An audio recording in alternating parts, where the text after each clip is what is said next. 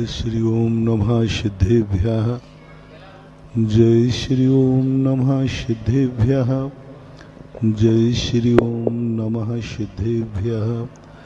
सर्वमंगलमांगल्यं सर्वकल्याणकारकं प्रधानं सर्वधर्माणां जैनं जयतु शासनं। जैनं जयतु शासनं। पंच परमेष्टि भगवान के आचार्य श्री गुरुवर कुंद कुंद महाराज की, आचार्य श्री गुरुवर विद्यासागर महाराज की।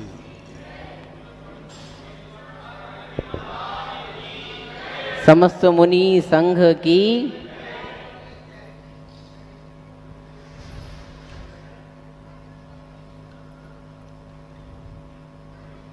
कोई व्यक्ति इस दुनिया में कितना भी पुण्य लेकर आवे, लेकिन उसका पुण्य कहीं ना कहीं से कम पड़ जाता है, क्योंकि व्यक्ति की जिंदगी के स्वयं आवश्यक खर्च बहुत है। दूसरा, कुछ देखा सीखी के खर्च है, कुछ मान कषाय के लिए खर्च है।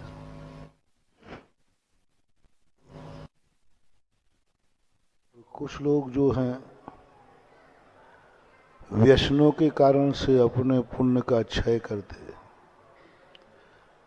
आप लोगों की कमाई उतनी नहीं है जितना आप लोग खर्च करते हैं। हमने बड़े बड़े आदमियों को भी देखा, जैसे ही धन दौलत बढ़ती है आपके खर्च बढ़ जाते हैं, और वो खर्च इतने बढ़ते जाते हैं, इतने बढ़ते जाते हैं कि कमाई कम पड़ जाती है।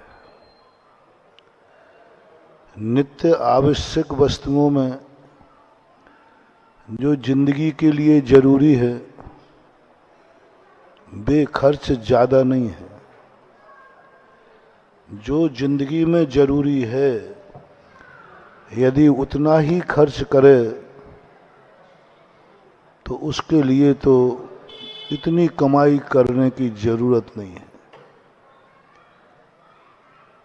जितना राग आपको करना जरूरी है गृहस्थ को, उतना ही राग करे तो उतना राग तो व्यक्ति, उतना खर्चा तो व्यक्ति घंटे 2 घंटे मेहनत करे तो कमा लेगा। पूर्व भाव में इतना पुण्य तुम लेके आए हो,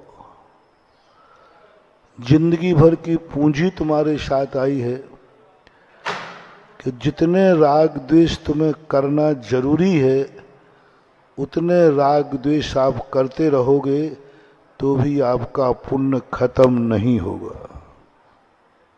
उतना ही राग करना जितना तुम्हें जरूरी है। जैसे आपको अपने शरीर की सुरक्षा करना, इससे राग करो, इसको सुरक्षित करो, कोई बाधा नहीं। अपने परिवार से राग करो, बेटे से, माँ से, पत्नी से, जो तुम्हारा परिवार है उससे राग करो, कोई बाधा नहीं। इतनी पूंजी है, तुम्हें कुछ भी कमाने की जरूरत नहीं है। तुम्हारे पास जो धन दौलत है, मकान जायदाद है, उससे राग करो, कोई बाधा नहीं। गृहस्थ राग से रहित हो ही नहीं सकता। गृहस्थ जिस दिन राग से रहित हो जाएगा उसी दिन उसकी गृहस्थी खत्म हो जाएगी। गृहस्थ को रागी होना जरूरी है। यदि वह रागी नहीं रहेगा तो गृहस्थी नहीं चलेगी। परिवार से उसको किसी से राग ही नहीं है तो परिवार चलेगा कैसे? बेटे से पिता को राग ही नहीं तो बेटे से पालेगा कैसे? यानी आप गृहस्थी को अपने से और अपने परिवार से राग होना ही चाहिए। वही अच्छी गृहस्थी का लक्षण है। आपका मकान जायदाद है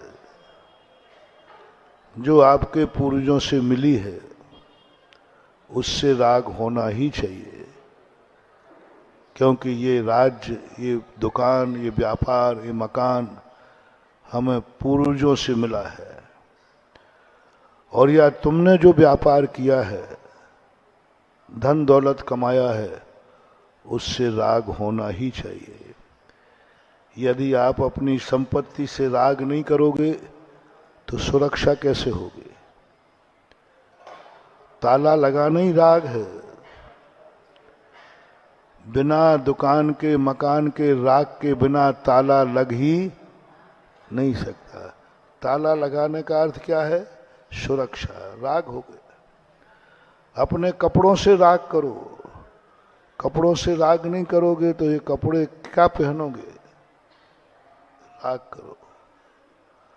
जैन दर्शन वीतरागता का ही समर्थन नहीं है। जैन दर्शन कहता है कि तुम रागी बनो, राग करने में बाधा नहीं है। यहां तक कह दिया कि कभी कभी अपने लोगों से यदि राग है, उस राग के कारण धर्म भी छोड़ना पड़े तो छोड़ दो।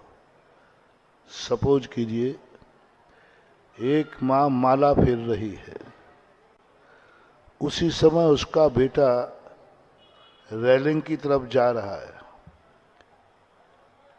माला यदि फेरती है तो बेटा गिर जाएगा, हाथ पैर टूट जाएंगे, मर भी सकता है। और यदि बेटे को पकड़ती है तो माला छूट जाएगी। दोनों में से एक हो पाएगा। आप क्या कहते हैं? हमारी जिनवाणी क्या कहती है? माला फेरोगे, पूरी करोगे तो बेटा गिर जाएगा, हाथ धो सकते हो, और बेटा को पकड़ा तो माला छूट जाएगी। और माला कौन फेर रहा है? माँ फेर रही है। और तीसरा वहां बचाने वाला कोई नहीं है। तो जिनवाणी कहती है, नीति कहती है कि माला छोड़ दो, बेटे को बचाओ, बेटे को बचाओ। क्योंकि संगी पंचेंद्री जीव है, बेटा है। कल मुंह अब तुम कहो महाराज जी माला छोड़ दिया, आपने माला छुड़वा दी। नहीं, मैंने माला नहीं छुड़वाई है। वो बेटा किसका है? तुम्हारा। तुम कौन हो? जैन। अब बेटा बड़ा होकर के भगवान का अभिषेक करेगा तो तुमने बेटे को नहीं बचाया है, एक जैनी को बचाया है। तुमने बेटे को नहीं बचाया, एक भगवान के भक्त को बचाया है। कल के दिन वो बड़ा कमाई करके दान देगा, मंदिर बनवाएगा, पंचकर्मा कराएगा, तो तुमने बेटे को नहीं बचाया, एक दानी को बचाया है। और बड़े होकर के यदि महाराज बन गया तो बन सकता है कि नहीं? क्या बोलेगा? बन जाए। क्या जितने मुनि महाराज अभी तक बने उन सबका पहले पता था कि बनेंगे? नहीं, बन सकता है। तो तुमने महाराज बेटे को नहीं बचाया है, तुमने एक मुनि महाराज को बचाया है, सम्यक दृष्टि को बचाया है। और मुनि नहीं बन पाया और शिवरार्थी बन गया तो तुमने बेटे को नहीं बचाया, एक शिवरार्थी को बचाया है। कितनी संभावनाएं उसमें है। एक माला में तुम क्या कमा पाते, तुम स्वयं अपने आप को बचा पाते, लेकिन उस बेटे को बचाते समय जैन दर्शन कहता है इतनी बीतरागी मत बनो, तुम मां हो, तुम्हें बेटे से इतना राग होना चाहिए कि बेटे के खातिर माला छोड़ना पड़े तो छोड़ दो, बेटे के राग के कारण, राग के कारण। इस राग को निषेध नहीं किया, ये राग वर्जनीय नहीं है, ये गृहस्थ को राग होना ही चाहिए। परिवार संगठित कैसे लगेगा जब तक एक दूसरे को नहीं चाहोगे, तो राग होना ही चाहिए। द्वेष भी होना चाहिए। जिस गृहस्थी के मन में द्वेष क्रोध नहीं है वो गृहस्थी की रक्षा नहीं कर सकता। कोई व्यक्ति तुम्हें हानि पहुंचाएगा, तुम्हें लड़ना पड़ेगा। विरोधी हिंसा की छूट दी है, विरोधी झूठ क्रोध की छूट, गुस्सा करो क्योंकि तुम्हारी जिंदगी का सवाल है। तुम्हारे परिवार को कोई मार रहा है, लूट रहा है, तो तुम्हें क्रोध करना ही पड़ेगा। रामचंद्र जी को रावण से क्रोध करना पड़ा, क्रोध करना चाहिए। यदि गृहस्थ होकर के क्रोध नहीं करेगा उसकी गृहस्थी लुट जाएगी। दुश्मन लूटेगा और गुस्सा नहीं आएगा तो सब कुछ खत्म हो जाएगा। जैन दर्शन ने विरोधी पाप की छूट दी आपको। पाप की कह रहा हूं, पुण्य की नहीं। हम लोगों को नहीं, हम लोगों को तो किसी से राग करने को कहा ही नहीं। यहां तक कि शरीर से भी राग मत करो, मरो तो मर जाओ, मरो तो मर जाओ। शेर खा जाए तो खा जाने दो, अग्नि में जलाए जल जाओ, कोई सूली पे चढ़ाए चढ़ जाओ, कोई घानी में पहले पिल जाओ। तुम्हें शरीर से भी राग नहीं करना। पृथक कृते चर्मणि रोमकूपः कुतो ही तिष्ठन्ति शरीर मध्य। कोई राग भाव नहीं, तुम राग से परे हो जाओ पूर्णता। कोई पाप नहीं, तुम पाप से रहित हो जाओ। लेकिन आप लोगों के लिए बड़ा गजब की छूट दी। विरोधी पाप, विरोधी हिंसा। जब तुम्हें, तुम्हारे परिवार को, तुम्हारे धर्म को, तुम्हारे गुरु को और तुम्हें कोई मिटाने आवे, तुम शस्त्र उठा सकते हो, प्राण बचाने के लिए प्राण ले भी सकते हो। ऋषभ देव ने तुम्हें तलवार दी। क्यों दी थी तलवार? इसलिए दी थी, मुनि महाराज को नहीं दी। देखना, मुनि महाराज को उन्हीं आदिनाथ ने कितनी कोमल पिछी दी। तुम किसी को मारोगे नहीं, तुम्हें गुस्सा भी आ जाए और तुम पिछी मारोगे भी तो वो मरेगा नहीं। मान लो मुझे गुस्सा आ जाए, मैं 2-4 पिछी फटकारूं तुम्हें, तो अरे महाराज आ तो जाए आपको। आप यदि पिछी फटकार के मारोगे तो भी हमारे अभाग्य हैं, अभाग्य हैं। लेकिन तुम्हें गृहस्थ को विपरीत तलवार दे दी। तुम नहीं, तुम हिंसा भी कर सकते हो धर्म की, अपने और अपने परिवार की रक्षा के लिए। यदि शस्त्र भी उठाना पड़ता है तो उठाओ, मारना पड़ता है तो भी मार सकते हो। विरोधी हिंसा, विरोधी हिंसा। सब लड़े अपनी वस्तु की रक्षा करने के लिए, अपनी धन की रक्षा करने के लिए। रामचंद्र जी ने इतनी हिंसा की, वो संकल्प हिंसा नहीं थी, विरोधी हिंसा थी। क्योंकि अपनी पत्नी की रक्षा करने के लिए विरोधी हिंसा, मार डाला रावण को, सैनिक को मार डाला अपनी रक्षा करने, अपनों की रक्षा करने के लिए। ये क्रोध, ये हिंसा त्याज्य नहीं है गृहस्थ को, त्याज्य नहीं, पाप है। हिंसा पाप थी, पाप है और पाप ही, लेकिन ये पाप दुर्गति का कारण नहीं है, निंदनीय नहीं है, क्योंकि उसने अपनी रक्षा के लिए एक जैनी से पूछा, पुलिस में था, उसने एक डाकू को, आतंकवादी को इनकाउंटर किया, तो अदालत में केस चला। उनसे पूछा गया, क्या आपके पास कोई दूसरा उपाय नहीं था?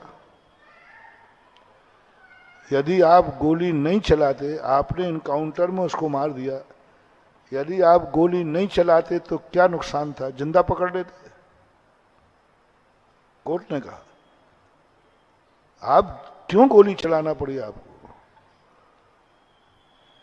आपने अपराध किया है, आपने हत्या की है।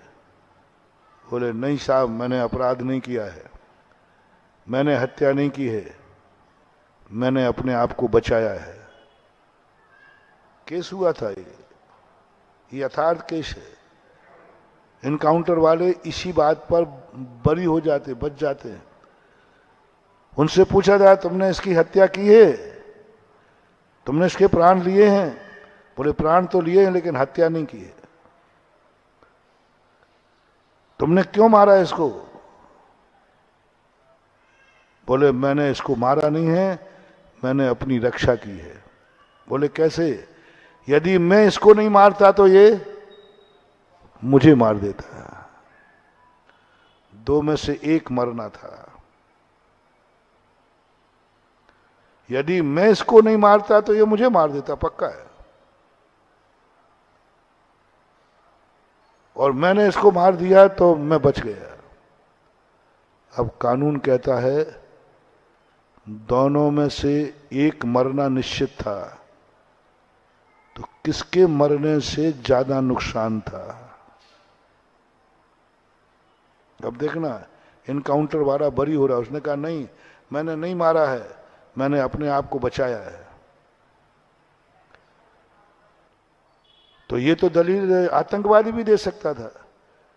यदि पुलिस वाले को, एसपी को मार देता तो वो भी कह सकता था पकड़ा जाने पर, बोले, तुमने इसको क्यों मारा?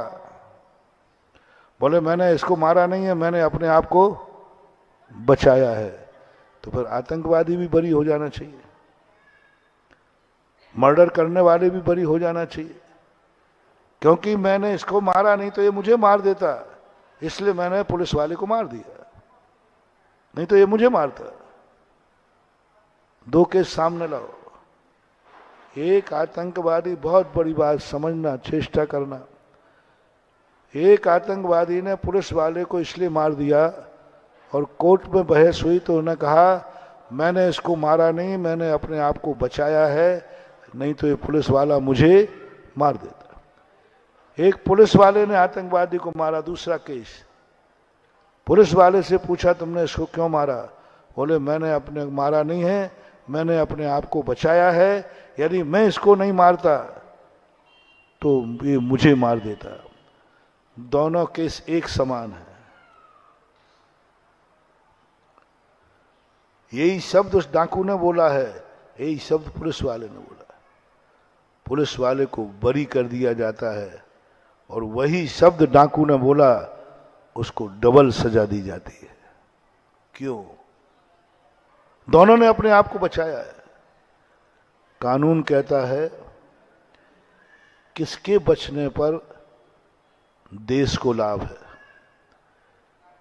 किसको जीवित रहने से हजारों प्राणियों को लाभ है। किसके जीवित रहने से?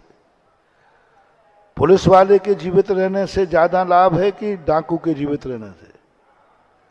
पुलिस वाले। इसलिए मैंने अपने आप को बताया, मैं सुरक्षा कर्मी हूं, मैं रक्षा करने वाला हूं, बच गया। और आतंकवादी ने कहा कि मैंने भी अपने बचाव के लिए मारा है। बोले, तुमने मारा नहीं है, तुमने देश के रक्षक को मारा है, धर्मात्मा को मारा है, सज्जन को मारा है, कितने लोगों को बचा देता है उसको मारा है, और तुम्हारे जिंदा रहने से राष्ट्र को नुकसान ही नुकसान है, इसलिए तुम्हें सजा डबल दी जाती है। ये है जैन दर्शन। क्योंकि तुम्हारे जिंदा रहने से कोई फायदा ही नुकसान है। तो जैन दर्शन कहता है यदि आप मूल्यवान हैं, धर्मात्मा हैं, सदग्रस्त हैं, आपकी वस्तु को कोई छीनता है और आप नहीं बचा पाए तो उसके प्राण भी ले सकते हैं। जैसे श्री राम ने रावण के प्राण लिए अपनी वस्तु को बचाने के लिए, अपने धन दौलत बचाने के लिए। कोई बात नहीं, ये द्वेष, ये क्रोध आप कर सकते हो, ये हिंसा आपको छूट है, हमारे लिए नहीं है। झूठ भी आप बोल सकते हो, जितना गृहस्थी में झूठ बोलना है उतना झूठ बोलने में तुम्हें कोई पाप नहीं है, तुम्हारी दुर्गति नहीं होगी। क्योंकि अपनों को अपनी संपत्ति बचाने के लिए कोई झूठ बोलता है तो वो झूठ दुर्गति का कारण नहीं है, चोरी। आप अपनी गृहस्थी को चलाने के लिए, जिसमें गृहस्थी बिना चल नहीं सकती, उतनी चोरी करते हैं तो कोई पाप नहीं। व्यापार में, धंधे में, परिवार में उतनी जिसके बिना आपकी जिंदगी नहीं चल सकती। आप भूखे हैं, दूसरे के टिफिन में रोटी है,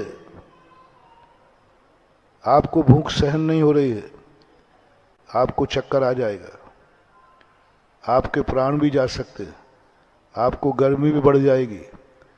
आप ग्रस्त हैं, दूसरे की डिब्बे की रोटी चुरा के खा सकते हैं, दुर्गति नहीं होगी। रोटी पैसा मत चुरा लेना। तुमसे पूछा जाए क्यों तुमने रोटी चुराई है क्या, बोले नहीं, मैंने अपने प्राण बचाए हैं, क्योंकि मैं बच नहीं सकता था इसलिए मैंने चोरी की है। ये स्थूल चोरी कर, ये सूक्ष्म, मैं बच ही नहीं सकता था, मेरा कोई उपाय नहीं था, इसका पानी रखा था मैंने पी लिया, चोरी की है मैंने। लेकिन मैंने चोरी नहीं की, मैंने अपने प्राण बचाए हैं, मैंने अपने परिवार को बचाया है, नहीं तो ये मर जाता। मैं बिना टिकट यात्रा नहीं करता तो ये मर जाता, इसलिए मैंने बिना टिकट यात्रा की है। मैंने नहीं की है, मैंने अपने और अपने परिवार की सुरक्षा की है। ऐसी चोरी आपके लिए दुर्गति का कारण, चोरी तो है लेकिन दुर्गति का कारण नहीं है। इसमें कोई पुण्य का ज्यादा क्षय नहीं होता। कुछ चोरियां हैं जो वैलिड है। एक बार मैंने चोरी पर उपदेश दिया कि चोरी नहीं करना चाहिए, तो तुम्हें तो हमने छूट दे दी क्योंकि तुम तो चोर हो ही, पता नहीं कहाँ कहाँ क्या क्या करना पड़ता है। मैंने थोड़ा महिलाओं को निशाना बनाया।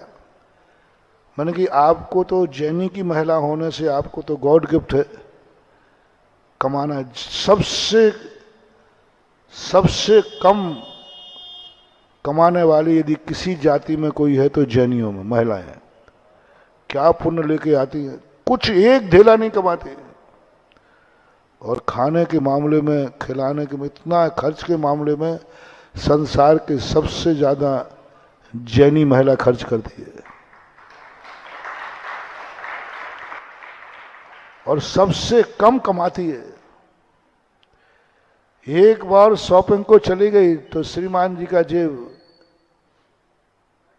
बहुत खर्च। सुबह 4 बजे उठती, सबसे पहले उठती है जैन महिला, सबसे बाद में सोती है जैन महिला। करती क्या है, कुछ नहीं, खाने पीने का चटौनियां, बस कुछ नहीं, उसी में लगी सुबह से लेकर शाम तक। वे मजदूरों की महिलाएं नहीं करती ऐसा, वे जल्दी नहीं उठती, साथ में कमर। भारतवर्ष में जैनियों में एक कमाता है और 10 खाते हैं। और दुनिया में कुछ जातियां ऐसी हैं कि 10 कमाते हैं और 10 के पेट भूखे रहते हैं। है कि नहीं ऐसे? हैं?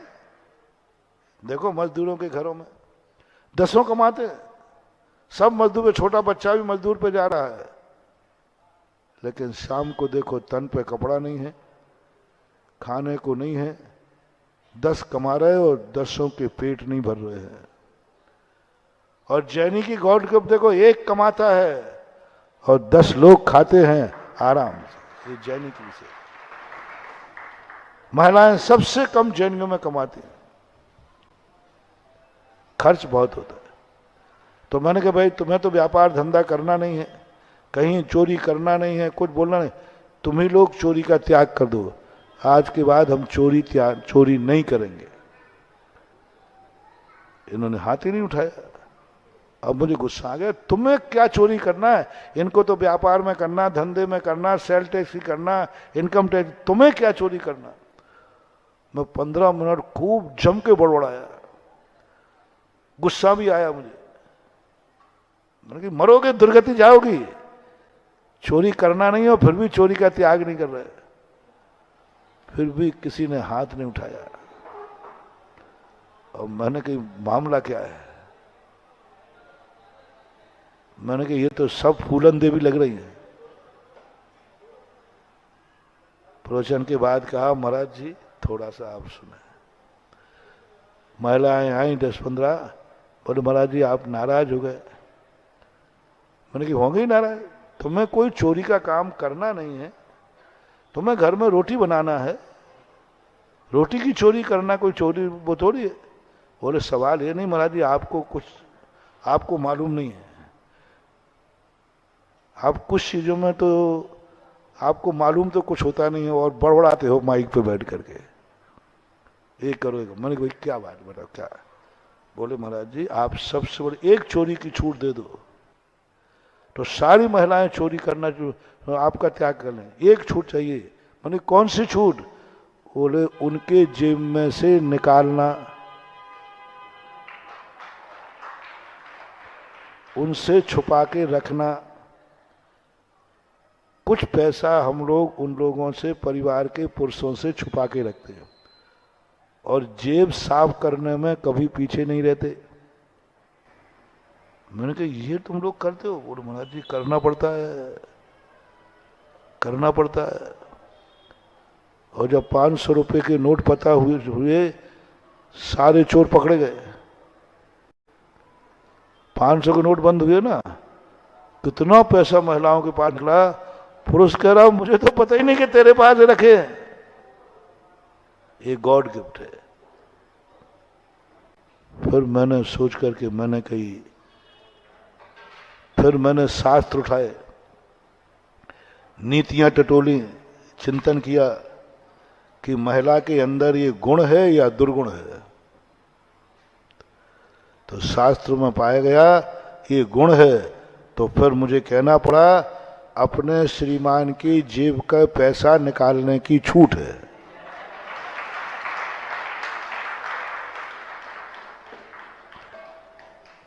क्योंकि वो पति की जेब से तो निकालेगी और बेटे के कभी काम आ जाएगी। भारत देश में एक बार आर्थिक संध्यान नहीं आ रहा है, मनमोहन जी प्रधानमंत्री थे, पूरे विश्व में एक आर्थिक संकट आया था। एक कोरोना वाला नहीं, 500 रुपए वाला नहीं, एक बार और आया था। सारा विश्व हिल गया था, भारत देश नहीं हिला था। क्योंकि भारत देश में जहां पुरुष हिले, महिलाओं के पास जो था चोरी का माल वो सब उन्होंने समर्पित कर दिया। और जो इनके आभूषण थे, भारत देश कितना भी हो, जो इनके पास आभूषण थे, जो इन्होंने लड़के झगड़ के जो आपसे आभूषण बनवाते हैं, बनवा दिया करो। तुम कहते हो इतना तो आभूषण बना दिए, फिर कह रहे मुझे सोने का ये चीज चाहिए, चांदी की ये चीज चाहिए। आभूषणों से महिलाओं को बहुत राग होता है, ये हमारा मानना ठीक नहीं है। महाराज बनवाती तो बहुत है, इतना है कुछ पूछो मत। फिर भी बाजार में जाएगी तो एक आध, ये राग नहीं है, ये इनको गॉड गिफ्ट है। ये नारी का नेचर होना चाहिए। वो जो जेवर बनवा रही है झगड़ करके, पहले ये देखना उड़ाऊ खाऊ तो नहीं है। उड़ाऊ खाऊ हो तो बात अलग है, गलत कार्य में, लेकिन वो बनवा के रख रही है तो आप लोगों को बनवा देना चाहिए। और महिलाओं को जैसे ही मौका पड़े तैसे इनके जेब में से निकालना, और नहीं निकाले तो कुछ ना कुछ आभूषण हर साल अपने जन्मदिन पर, शादी की सालगिरह पर एक जरूर सोने चांदी का आभूषण बनवाया करो। महाराज जब आप आफत कराओगे ना हम लोगों की, वैसे ही हम परेशान और अब महाराज जी का आशीर्वाद मिल जाए तो ये तो प्राण ले लेगी। बोले देखो महाराज जी ने कहा है ना बनवाना। मैंने सोचा है, बहुत बड़ा मनमोहन सिंह अर्थशास्त्री थे, पेपरों में आया था। बस इतना देख लेना, उड़ाऊ खाऊ तो नहीं है, गलत कार्य में बना रही है, बना के रख रही है। हाँ बाईपास कर रही हो तो बात अलग है, वो नहीं करना। बना रही है, बना के रख रही है, तो इस महिला को ये गुण होना चाहिए। जब मौका मिले कोई ना कोई सोने चांदी का आइटम बनवाओ, जब मौका मिले। और आपसे भी कहना है बना दिया करो,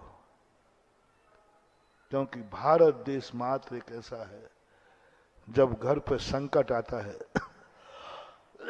कोई ऐसी मुसीबत आ जाती है, तब मां और पत्नी के जेवर ही काम आते हैं। भारत में कितने बर्बाद घर होने वाले थे,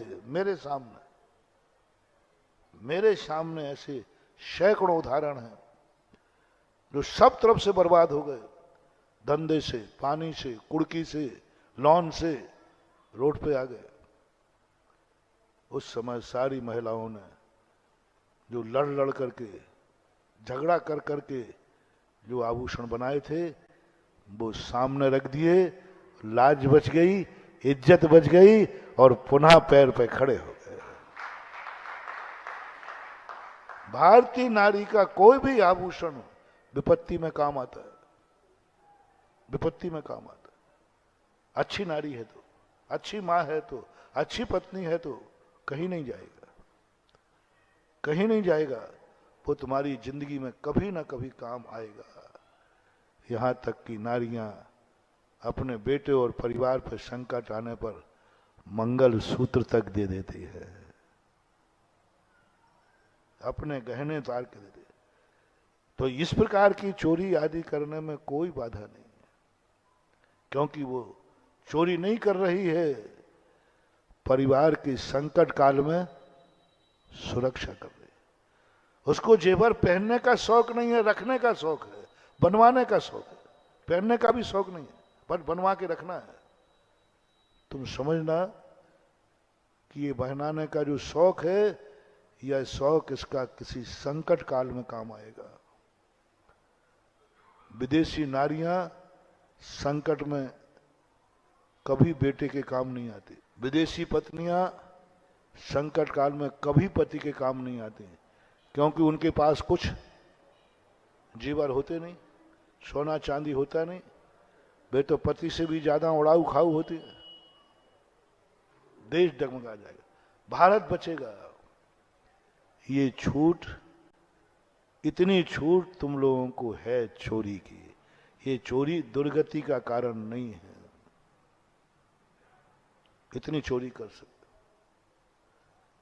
इंद्रियों के विषयों के संबंध में आप लोगों को पूर्ण ब्रह्मचर्य व्रत लेने को नहीं कहा, आप ग्रस्त हैं।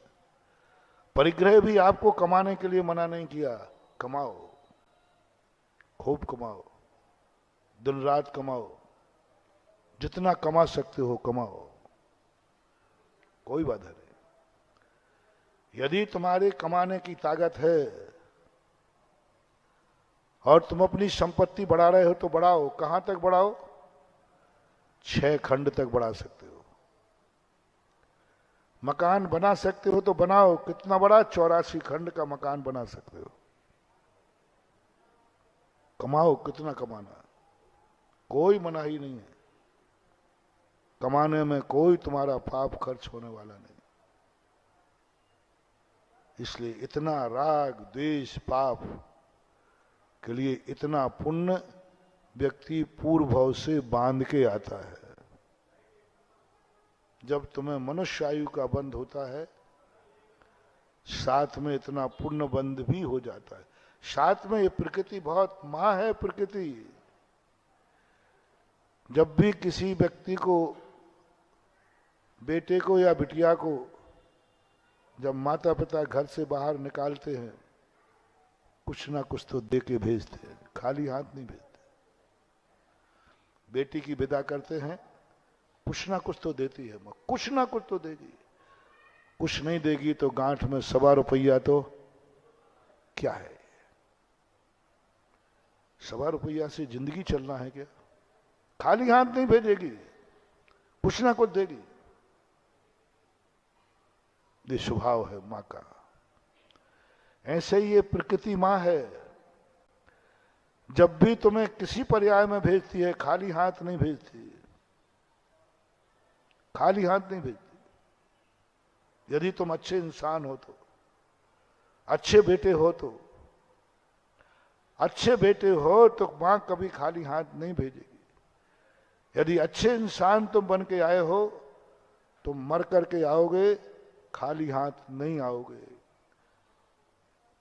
इतना तो लेके आओगे, पेट मिला है तो रोटी भी मिलेगी, जीवन मिला है तो मरते समय एक कफन भी मिलेगा। पेट मिला है, पेट दिया है तो रोटी भी देगा, जीवन दिया है तो कफन भी देगा। इसलिए डरने की कोई जरूरत नहीं है, इतनी व्यवस्था। अब आगे जो खतरा है, जो मैंने प्रवचन के पहले कहा था, तुम इससे ज्यादा कुछ करने को आगे बढ़ते हो, जो जिंदगी के लिए जरूरी नहीं है। जो राग करना जरूरी नहीं है,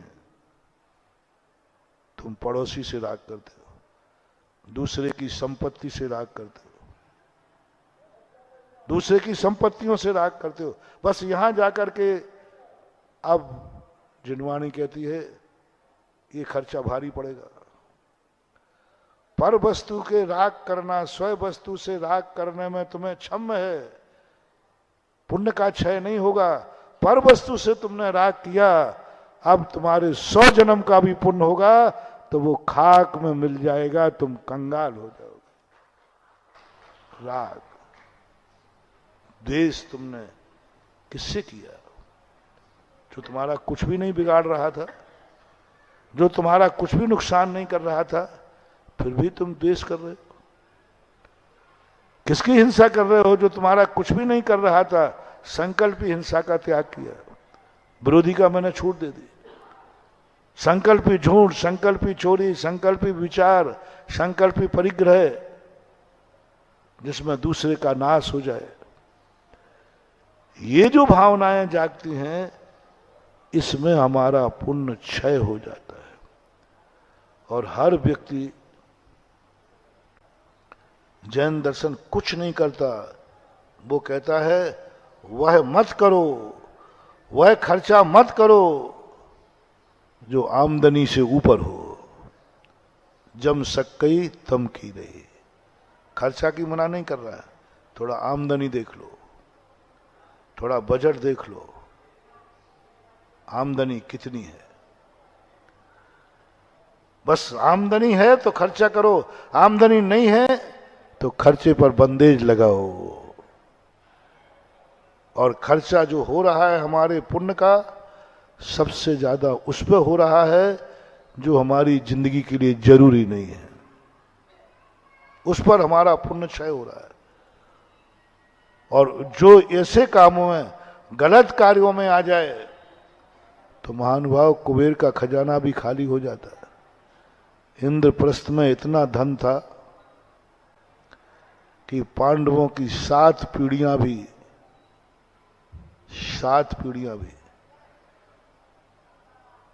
खाती तो खत्म नहीं होता। ऐसा इंद्रप्रस्थ बनाया था, ऐसा महल बनाया था, ऐसी जिंदगी पाई थी 5 पांडवों ने। पूरे आर्यावर्त में उन जैसा शक्तिमान नहीं था कोई उनको जीत नहीं सकता था। सारी दुनिया को अपने अंडर में रखने की ताकत थी, इतना पुण्य था।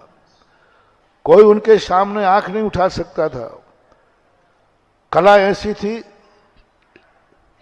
श्री कृष्ण जैसे महान जिनके सखा थे, अब क्या चाहिए।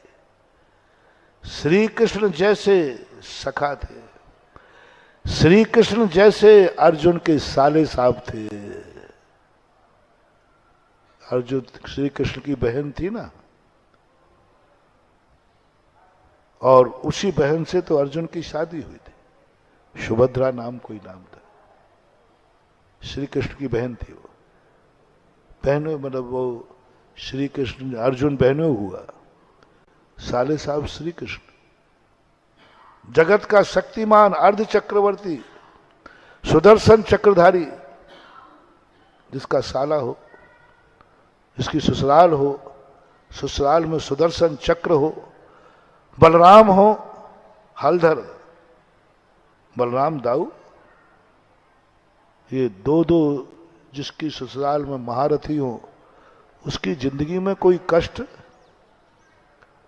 उसकी जिंदगी में कोई बुराई, उसकी जिंदगी में कंगालापन नहीं आ सकता,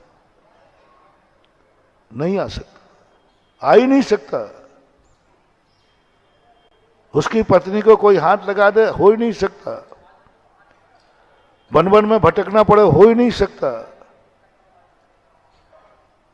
एक दिन की बुराई, एक रात की बुराई, एक दिन की बुराई ने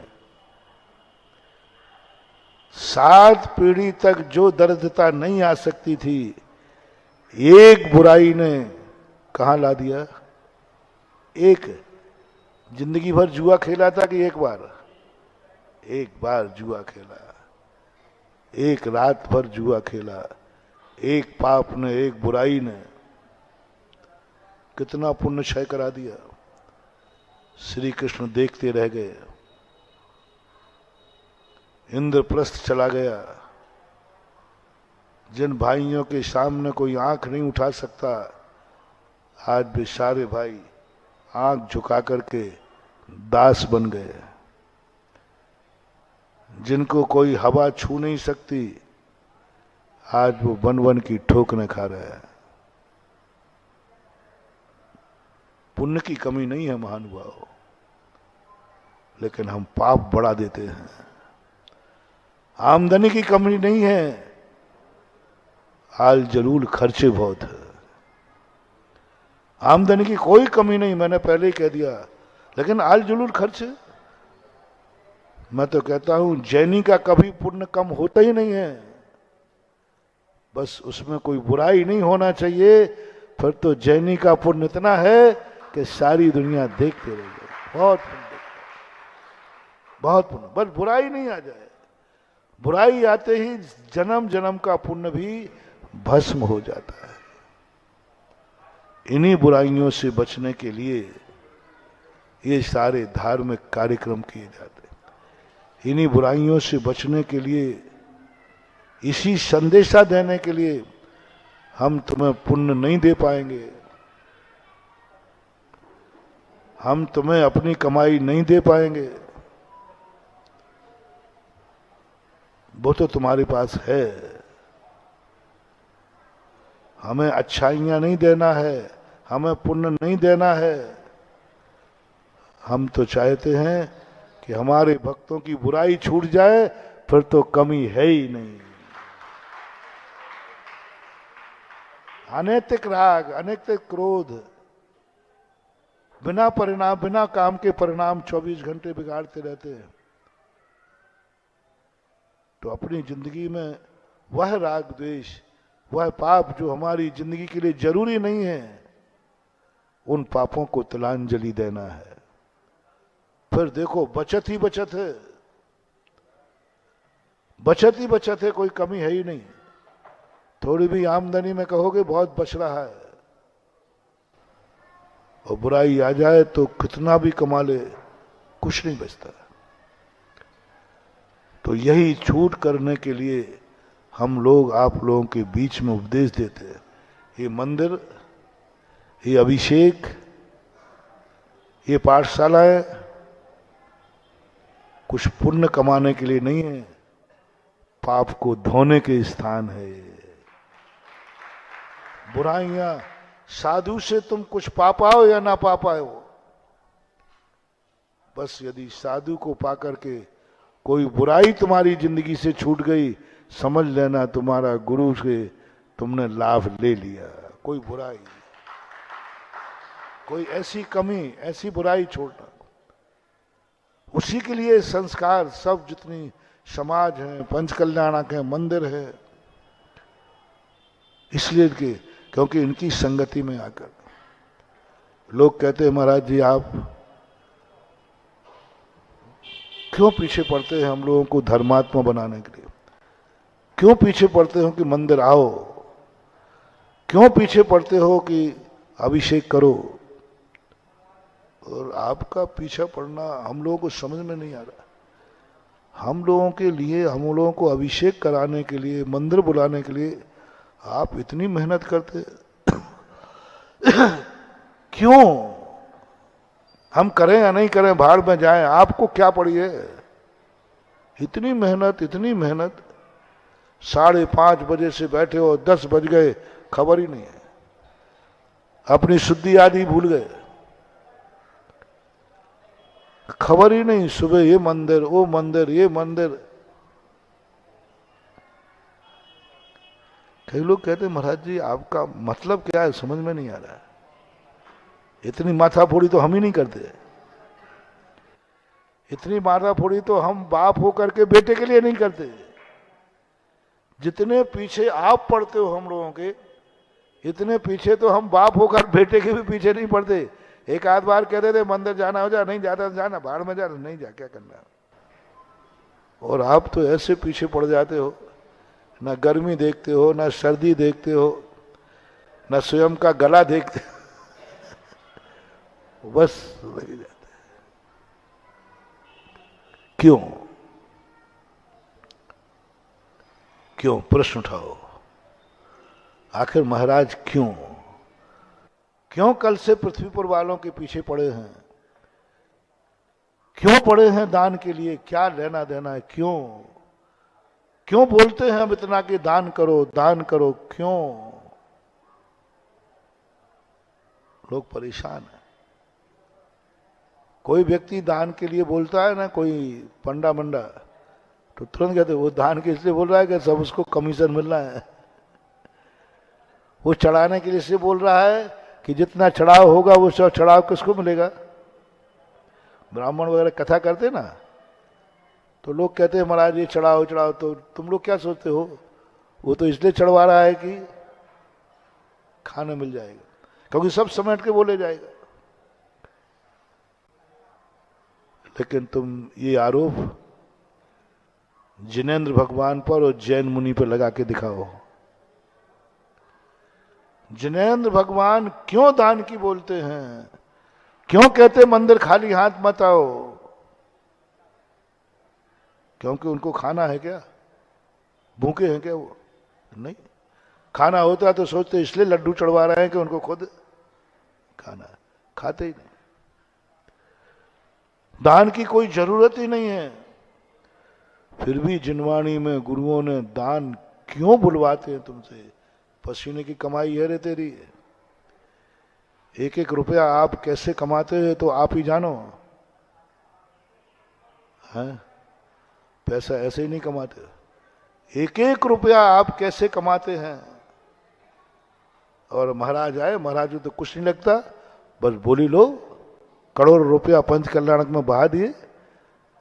एक से नहीं पूछा बेटा ये करोड़ रुपया कैसे कमाए थे, एक को नहीं कहा चिंता मत कर मैं आशीर्वाद देता हूं, इधर 1 लाख दे दे 10 लाख आ जाएंगे।